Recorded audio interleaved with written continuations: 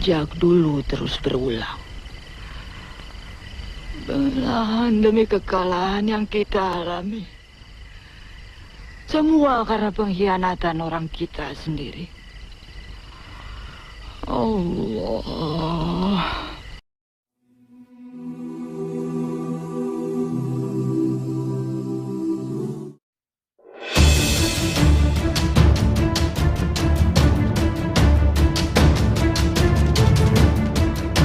Assalamualaikum warahmatullahi wabarakatuh, sahabat Islam semuanya. Dalam sejarah kekuasaan Islam, banyak kekalahan yang dialami oleh pihak Islam terjadi akibat adanya pengkhianat dari kalangan sendiri.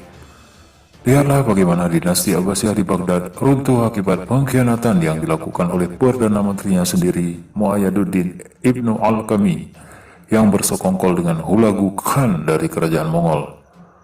400.000 penduduk Baghdad dibantai semuanya, termasuk sang khalifah Muqtasim. Kota Baghdad pun dibakar habis. Pusat ilmu pengetahuan dunia saat itu musnah, di mana sungai-sungai dipenuhi oleh tumpukan buku. Mengapa Ibnu Al-Kami berkhianat? Karena harta. Ya, karena harta. Dan sejarah pun terulang lagi. Dinasti Ahmar dari Bani Umayyah di Andalusia mempunyai kisah yang mirip. Kota terakhir yang masih kuat berdiri di saat seluruh kota-kota di wilayah Andalus telah takluk kepada negara-negara Kristen adalah Granada.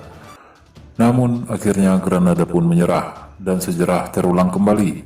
Granada runtuh karena pengkhianat peradaban ada di dalam tubuh kaum muslimin itu sendiri. Mereka bukan sembarang orang, mereka adalah pemimpin muslimin, tetapi juga merangkap sebagai pengkhianat umat. 3 nama yang diabadikan sejarah hingga hari akhir nanti sebagai pengkhianat umat. 2 orang menteri, Yusuf bin Kamasyah dan Abul Qasim al-Malih, serta 1 tokoh ulama, Al-Baqini.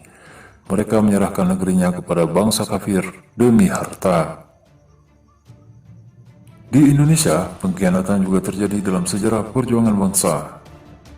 Di Aceh, pada masa Perang Aceh tahun 1873, seorang diplomat Kesultanan Aceh, Panglima Muhammad Tibang, diutus untuk berdiplomasi dengan negara-negara di Eropa. Namun yang terjadi sungguh mengejutkan. Panglima Tibang berbalik badan menjadi antek Belanda dan malah membocorkan rahasia-rahasia Kesultanan Aceh. Perang Jawa juga melahirkan pengkhianat bernama Adipati Danurejo II yang senantiasa memburu pasukan Diponegoro dan Kiai Mojo demi jabatan dan bayaran. Pengkhianatan juga terjadi di Kesultanan Banten, di mana Sultan Haji bersekongkol dengan VOC untuk merebut kekuasaan dari ayah kandungnya sendiri, yaitu Sultan Agung Tirtayasa. Dalam ajaran Islam, khianat termasuk salah satu sifat tercela dan terkutuk yang merupakan salah satu ciri orang munafik serta termasuk perbuatan dosa yang sangat dimurkai Allah Subhanahu wa Ta'ala. Allah menjanjikan hukuman yang dahsyat di akhirat kelak bagi mereka yang berkhianat, yang otomatis masuk ke dalam golongan munafik. Sesungguhnya orang-orang munafik itu ditempatkan pada tingkatan yang paling bawah dari neraka, dan kamu sekali-kali tidak akan mendapat seorang penolong pun bagi mereka. Quran Surat An-Nisa ayat 145. Seorang mujahid Palestina, Syekh Abdullah Azam, pernah berkata, apabila kalian ingin memerdekakan suatu negara dari penjajahan, sediakan 10 peluru dalam pundi senjata.